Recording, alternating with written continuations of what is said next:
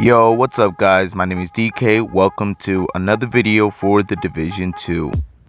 Today I'm going to be showing you how to make this extremely simple yet very effective shotgun build. This build consists of a 4-piece Hunter Fury, a Grupo Sombra, and a Seska, along with the specific shotgun called the Scorpio. The reason that I am going to say the Scorpio is because it is going to make your job 10 times easier to be able to face off against any one enemy that you see.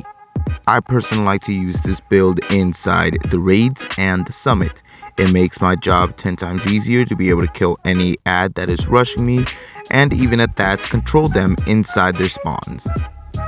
This build has its perks. In a 1v1, say that your armor drops and so does your health, and you survive with a pinch of health and you kill that enemy, you will get 20% of your armor back, and with the 4-piece Hunter Fury, you will get 100% of your HP back.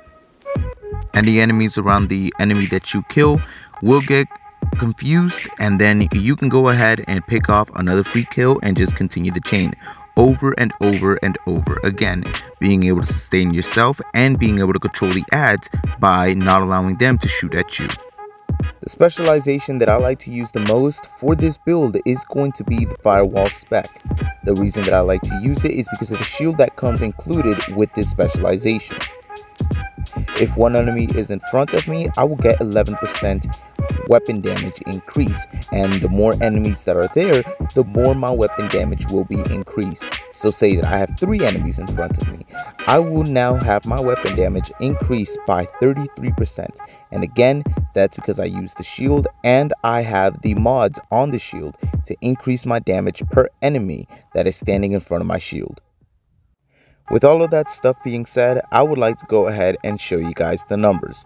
The numbers is simply me going into the shooting range with the build and showing the damage of the weapons. Here you are going to see me in the shooting range.